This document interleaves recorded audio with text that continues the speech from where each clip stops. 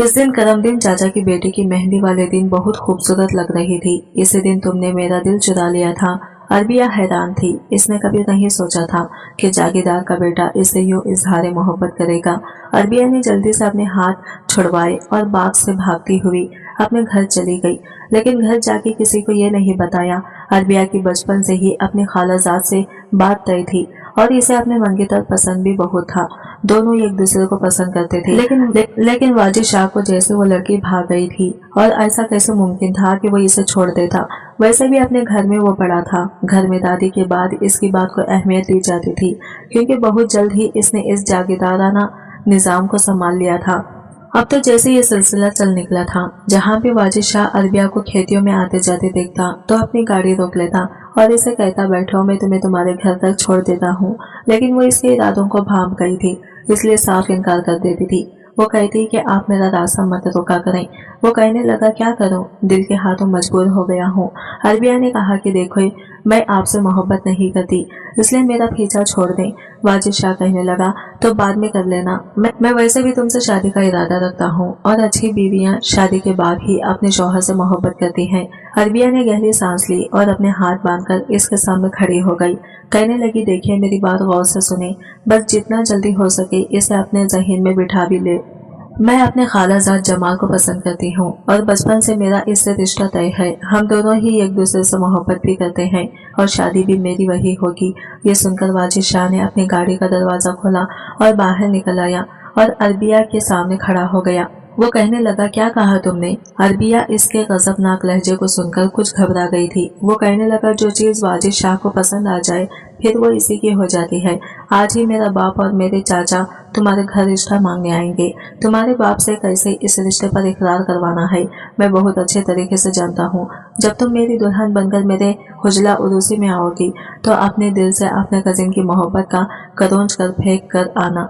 मैं बर्दाश्त नहीं करूंगा कि मेरी बीवी के दिल में कोई और बसता हो। अरबिया कहने लगी कि ये क्या जबरदस्ती है, मैं आपसे शादी नहीं करूंगी। इससे आगे कि वो कुछ कहती, वाजिद शाह इसके मुंह पे हाथ रख चुका था। वो कहने लगा, तुम्हारा इनकार तुम्हारे घर वालों को तबाह करके रख देगा। सोच समझ कर बात करो कि तुम बात किसके साथ कर रही हो। मैं गाँव का कोई और नौजवान नहीं जिसे जमीन पर जो चाहो कह दोगी। जागीरदार वाजिद शाह का बेटा हूँ। यह कहकर वो दोबारा गाड़ी में बैठकर धुआं उड़ाता हुआ वहां से जा चुका था। अरबिया सही मानों में अब परेशान हुई थी। वाजिद शाह ने सिर्फ कहा नहीं था। शाम को ही इसके वालिद और चचा अयाज अहमद के घर पर मौजूद थे। अरबिया कमरे में बैठी उंगलियां चटका रही थी। वो बेहद परेशान थी और आयशा इसी को देख रही थी।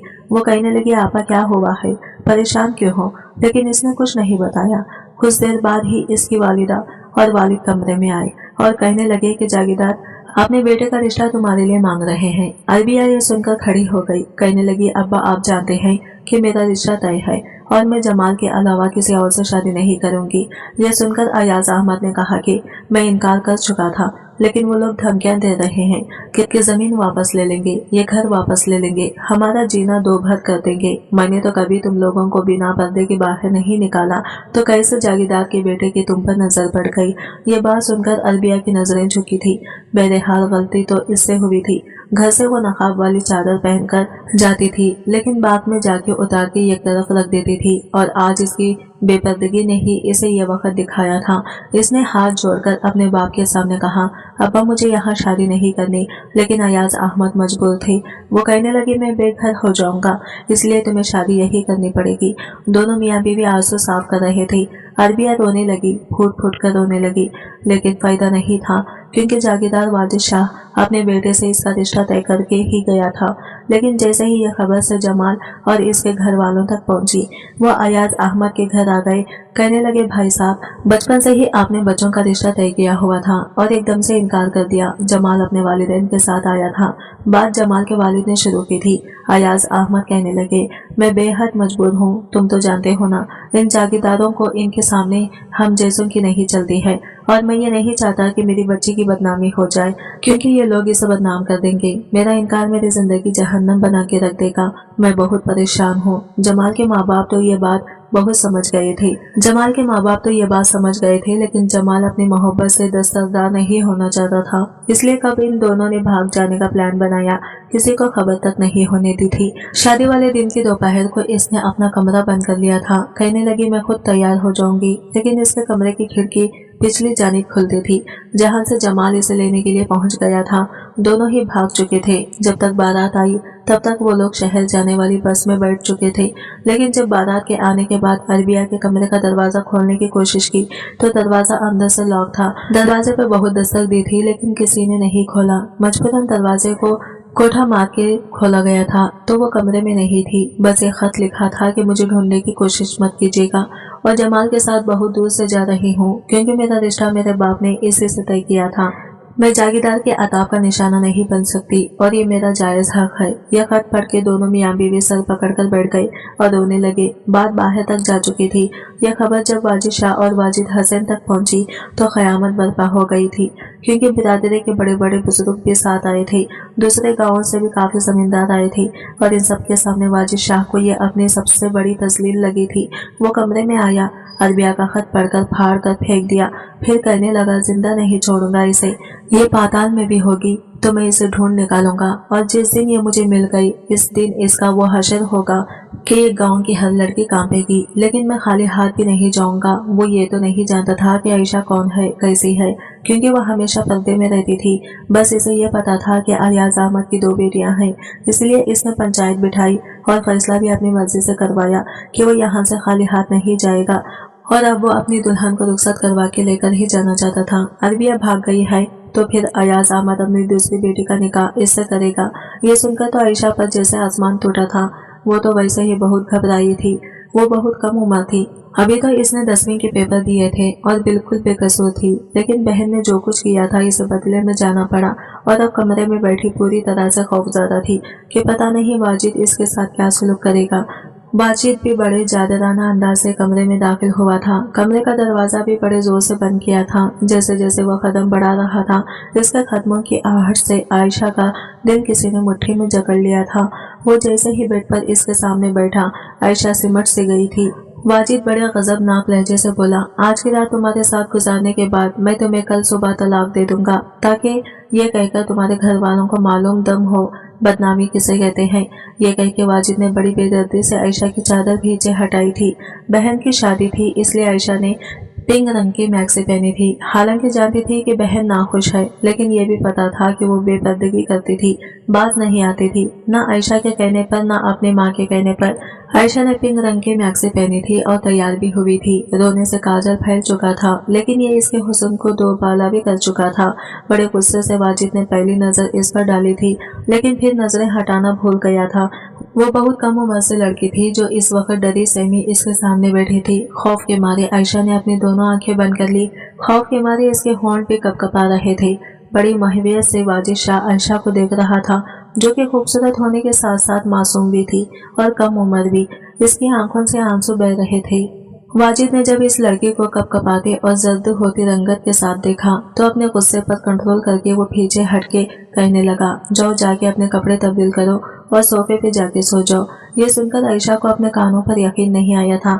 इसे तो लगा था कि आज पता नहीं वो बदले के तौर पर क्या जुल्म सितम का शिकार हो गई, लेकिन वाजिद ने इसे कुछ नहीं कहा था। शायद इसकी कम उम्री पर रहम आ गया था, या इसकी मासूम शक्ल देखकर ये तो वो समझना नहीं पा रही थी कि ये एकदम से इसे हुआ क्या था। आयशा जल्दी से बेड से उठी और अलमारी में रखे हुए आम सा लिबास को जाकर पहन लिया। अपनी मैक्सी इसने अलमारी में रख दी थी। तब तक वाजिद बेड पर लेट चुका था, आंखें भी बंद कर चुका था। आयशा ने आहिस्ता से ताले से तकिया उठाया, सोफे पर जाकर लेट गई। लेकिन दिसंबर का महीना था, सर्दी बहुत ज्यादा थी और कंबल एक ही था जिसे वाजिद लेकर सोया हुआ था। इसमें इतनी हिम्मत नहीं थी कि अपने लिए इससे कंबल या कोई क्वार्टर मांग लेती, इसलिए खामोशी से सोफे पर लेट गई। लेकिन रात को सर्दी के मारे इसे नींद नहीं आ रही थी। काफी देर जागती रही। जब कुछ ना बन पड़ी तो अपनी मैक्सी अलमारी से निकालकर वही अपने ऊपर ओढ़कर सोने की कोशिश करने लगी। कुछ ही देर में वो सो चुकी थी। रात को ना जाने कौन सा पहर था जब वाजिद की आंख खुली। इसने करवट बदली तो आंखें खोलकर देखा, आयशा सोफे पर सो रही थी और अपने ऊपर अपनी वही मैक्सी ली हुई थी। शायद सर्दी की वजह से ये देखकर वो उठकर बैठ गया। पहले तो दिल में ख्याल आया कि अलमारी के तीसरे खाने में रखा हुआ कंबल इस पर डाल दिए, लेकिन फिर अरबिया का ख्याल आया तो गुस्सा आने लगा। ये भी इसी की बहन है, फिर वो इस पर क्यों रहम खाए, जिसकी बहन ने सारी बिरादरी में इसकी नाक कटवा दी। अच्छा है सर्दी से कांपते रहे। वो दोबारा से कंबल ओढ़कर सो गया। दूसरी बार इसकी आंख कलाम पाक की तिलावत पर खुली थी। इसने आंखें खोलकर देखा तो आयशा जाई नमाज बिछाए आंखें बंद किए कलाम पाक की तिलावत कर रही थी। ये सुनकर वो उठकर बैठ गया। आयशा की आंखों से आंसू बह रहे थे और वो सूरे रहमान पढ़ रही थी। वो काफी खुशी अलहानी से पढ़ रही थी। इसकी आवाज भी बहुत प्यारी थी। पहली बार ऐसा हुआ कि सज्जाद जो बड़ी तवज्जो से और बड़ी दिलचस्पी से वो सुन रहा था। जैसे ही आयशा ने सूरे रहमान की तिलावत खत्म की, दुआ मांगी और जाए नमाज तय करके खड़ी हो गई, लेकिन सामने बेड पर टेक लगाए इसने जब वाजिद को देखा तो नजर झुका गई थी। वाजिद कहने लगा, तुम्हारी दुआएं तुम्हें इस जिल्लत से नहीं बचा सकती जो मैं तुम्हें दूंगा। रात को तो मैंने तुम्हें बख्श दिया था, लेकिन जरूरी नहीं कि मैं तुम्हें रोजाना बख्शता रहूं। मुझे एक बार अरबिया के मिलने का इंतजार है। इसे इसकी सजा देने के बाद तुम्हें भी तलाक दे दूंगा। ये मत समझना कि तुम्हें बख्श दूंगा और मैं तुम्हें अपनी बीवी बना के रखूंगा, इज्जत दूंगा। मैं ऐसा कुछ नहीं करूंगा। इसलिए ये वजीफे तुम्हारे काम नहीं आएंगे, तुम्हारा घर नहीं बचाएंगे, तुम पर तलाक का धब्बा नहीं मिटाएंगे। वो कहने लगी, अगर मेरे अल्लाह ने मेरी किस्मत में ये सब लिखा है तो मैं रोक नहीं सकती, जिस तरह इस निकाह को नहीं रोक पाई, क्योंकि अल्लाह ने आपको मेरे नसीब में लिख दिया था। मैं चाहकर भी इनकार नहीं कर सकती थी और ना ही आप कर पाए। जो होना था हो गया, क्योंकि मेरी किस्मत में आपको लिखा गया था। अगर मेरे अल्लाह की मर्जी हुई तो ये रिश्ता भी मेरी आखिरी सांस तक निभाऊंगी, और अगर बदनामी ही मेरे नसीब में लिखी है तो मैं इसे रोक नहीं सकती। ये कहकर वो कमरे से बाहर जा चुकी थी और वाजिद को हैरान कर चुकी थी। वो इस कम उम्र लड़की से इतनी बड़ी बात की उम्मीद नहीं रखता था। हवेली में सब ख्वातीन फजर के बाद ही उठ जाती थी और मुलाजमीन भी, लेकिन मर्द हजरात अपनी मर्जी से उठने के मालिक थे। जब बीजान ने आयशा को सुबह सवेरे कमरे से बाहर देखा तो अपने पास बुला लिया। इस वक्त सिर्फ वही उठी हुई थी, नमाज पढ़कर कमरे से बाहर आई थी। आयशा को लॉन्च कर सोफे पर बैठा देखा तो अपने पास बुला लिया। वो खामोशी से बीजान के पास आई और इन्हें सलाम किया। इस मासूम कम उम्र लड़की पर इन्हें बहुत प्यार आ रहा था। बीजान इसे अपने कमरे में ले गई, अपने बेड पर बिठाया और कहने लगी, मैं जानती हूँ वाजिद शाह का गुस्सा बहुत तेज है, लेकिन वो भी बुरा नहीं है। इसने बेशक गुस्से और तेज में तुमसे निकाह किया है, लेकिन मैं जानती हूँ कि आहिस्ता आहिस्ता वो ठीक हो जाएगा। आयशा ने बीजान से कोई बात नहीं की कि वाजिद का इरादा क्या है। वो तो इसे रखना ही नहीं चाहता। कुछ ही देर में बड़ी बेगम और छोटी बेगम भी जाग गई थी। जब आयशा को बीजान के कमरे में देखा तो इसे कहने लगी, तुम बाहर आ जाओ, क्योंकि बीजान नाश्ते के बाद आराम करेंगी। बीजान का नाश्ता बड़ी बेगम ने ही बनाया था। बीजान को नाश्ता करवाकर इसने दवा दी और बीजान सो गई। आयशा कमरे से बाहर आ चुकी थी। बड़ी बेगम ने बड़े नागवार लहजे से इससे बात की। कहने लगी कि तुम जैसे कमीन लोगों को मेरे बेटे ने इज्जत देना चाही थी। तुम क्या समझती हो कि मेरे बेटे के लिए रिश्तों की कमी थी? वो जिस लड़की पे हाथ रखता, जिस घर में हम रिश्ता लेकर जाते हैं, वहीं से हमें बड़ी इज्जत से रिश्ता मिल जाता। मेरे बेटे ने तो मोहब्बत में जात बिरादरी और हम लोगों को भी नहीं देखा और तुम्हारी कम ज़रफ बहन को पसंद कर लिया और बड़ी इज्जत से इससे शादी करना चाहता था, लेकिन वो कलमोही इस काबिल ही नहीं थी कि जागीरदार घराने की बहू बनती। आयशा ने कहा कि रिश्ते जबरदस्ती से नहीं किए जाते। आपके शौहर और आपके देवर जबरदस्ती मेरी बहन का रिश्ता मेरे वालिद से तय करवा कर गए थे। मेरी बहन की बचपन में ही मेरी खालाजाद के साथ बात तय थी और मेरी बहन इस शादी के लिए रजामंद नहीं थी। वो बार बार कहती रही कि मुझे यहाँ शादी नहीं करनी, पर आपके शौहर और देवर ने मेरे बाप को धमकियां दे दी। ये सुनना था कि एक ज़्यादा थप्पड़ बड़ी बेगम ने आयशा के मुंह पर मारा था। वो कहने लगी कि कम ज़रफ हमारे आगे जबान चलाती है, तेरी जबान खींच कर मुँह से निकाल कर बाहर फेंक दूंगी। तुम्हें मैं इस घर में कभी भी बहू की हैसियत से कबूल नहीं करूंगी। तुम एक जर्द खरीद गुलाम की तरह यहाँ पर जिंदगी गुजारोगी और मैं अपने बेटे की शादी अपने भाई की बेटी से करूंगी और तुम्हारे सामने करूंगी। आयशा कहने लगी, मुझे कोई एतराज नहीं, आप जहाँ चाहे अपने बेटे की शादी कर सकती हैं। बड़ी बेगम कहने लगी, जाओ किचन में, आज के बाद सारे मुलाजमिन का खाना और घर के अफराद का खाना तुम अकेले पकाओगी और कोई भी तुम्हारी मदद नहीं करेगा। आयशा खामोशी से किचन में चली गई, सबके लिए खाना बनाने लगी। पूरा दिन इसका किचन में गुजरा था, क्योंकि सारे काम इसी ने किए थे। बड़ी बेगम वाजिद से भी कह चुकी थी कि ये लड़की तुम्हारी पसंद की नहीं है, ना ही तुम्हें इससे मोहब्बत है, इसलिए हम जैसा चाहें इसके साथ सुलूक करेंगे और तुम दूसरी शादी भी जरूर करोगे, वो भी मेरी भतीजी के साथ। वाजिद ने कोई जवाब नहीं दिया। इसे तो सिर्फ अरबिया की तलाश थी। अपने बहुत से मुलाजमीन को वो इसी काम पे लगा चुका था कि जहाँ अरबिया और इसके शौहर को देखे पकड़कर हवेली में ले आए। आयशा हूँ ही सारे काम खामोशी से कर देती थी, लेकिन जैसे ही अजान होती वो नमाज पढ़ने चली जाती और बड़ी बेगम को इस बात पर भी एतराज था। वो कहती थी पहले काम करो, नमाज बाद में पढ़ना। वो कहने लगी कि मेरा रब पहले है और दुनिया बाद में, मैं नमाज नहीं छोड़ूंगी और दुनिया के काम के लिए अपनी नमाज खजा भी नहीं करूंगी। इस बात पर बड़ी बेगम ने इसे बहुत मारा था। कहने लगी कि तुम्हारी जबान बहुत चलती है। एक बार ये मंजर वाजिद ने भी देख लिया कि इसकी माँ आयशा को इस बात पर मार रही थी कि वो पहले नमाज पढ़ना चाहती थी और घर के काम बाद में करना चाहती थी। ये देखकर इसे कुछ अफसोस सा हुआ था। वो जानता था कि वो नमाज की पाबंद है, क्योंकि सुबह सुबह इसकी आंख आयशा के कलाम पाक की तिलावत से ही खुलती थी। पहली बार आगे बढ़कर इसने अपनी माँ का हाथ पकड़ा था। वो क्यों मार रही हो आप इसे, क्या किया इसने? आयशा के चेहरे पर 5 उंगलियां छपी हुई थी और वो रो रही थी। बड़ी बेगम कहने लगी तुम कौन होते हो पूछने वाले, मेरा हाथ छोड़ो, ये बहुत जबान दराज लड़की है। वाजिद कहने लगा मुझे पता है इसने क्या कहा आपसे, क्या गाली दी है, बदतमीजी की है, इसे मैं खुद मारूंगा, मुझे बताएं इसका कसूर क्या है। बड़ी बेगम कहने लगी कि कहती है पहले नमाज पढ़ेगी फिर काम करेगी, ये होती कौन है मेरा काम बाद में करने वाली। वो कहने लगा ये तो कोई बुरी बात नहीं है, अगर पहले नमाज पढ़ना चाहती है तो पढ़ सकती है और मेरे ख्याल से हम भी मुसलमान हैं, इसे वक्त से नमाज पढ़ने से तो नहीं रोक सकते। आप कल को अल्लाह के सामने क्या जवाब देंगी? अम्मी ये सुनकर बड़ी बेगम चुप सी हो गई थी। फिर इसने आयशा से कहा जाओ नमाज पढ़ो, बाकी का काम बाद में कर लेना। वो फौरन से उठकर लंगड़ाते हुए अपने कमरे में चली गई, क्योंकि बड़ी बेगम ने अपने पाँव की जूती से इसके पैर को बहुत जोर से दबाया था। फिर वो कराह के रह गई। फिर वाजिद ने अपनी वालिदा से कहा कि आज के बाद इसे नमाज के लिए मत रोकिएगा। पहली बार वाजिद को लगा कि इसके दिल में आयशा के लिए हमदर्दी का जज्बा जागा है। रात को जब वो सोफे पर जाके सोने के लिए बैठी तो वाजिद काफी देर तक इसका चेहरा देखता रहा। इसकी रंगत पहले से बहुत ज्यादा पीली पड़ चुकी थी, लेकिन आज तक इसने शिकवा नहीं किया था, कोई शिकायत भी नहीं की थी।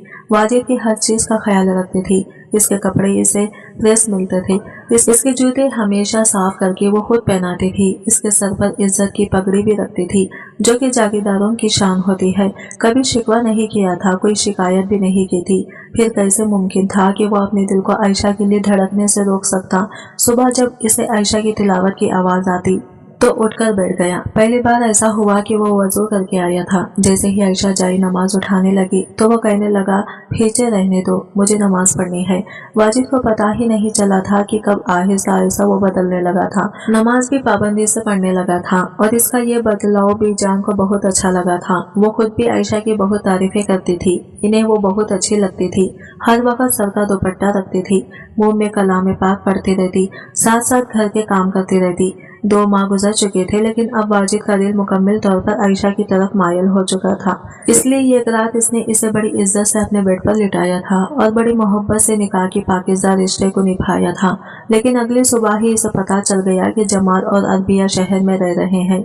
इनका पता लग चुका था और इस खबर ने पूरी हवेली में तहलका सा मचा दिया था। दोनों को पकड़ा जा चुका था और वह हवेली में ही लाए जा रहे थे। जब आयशा ने हाथ जोड़कर मिन्नत की थी कि इसकी बहन को कुछ न कहा जाए, लेकिन वाजिद चुप था।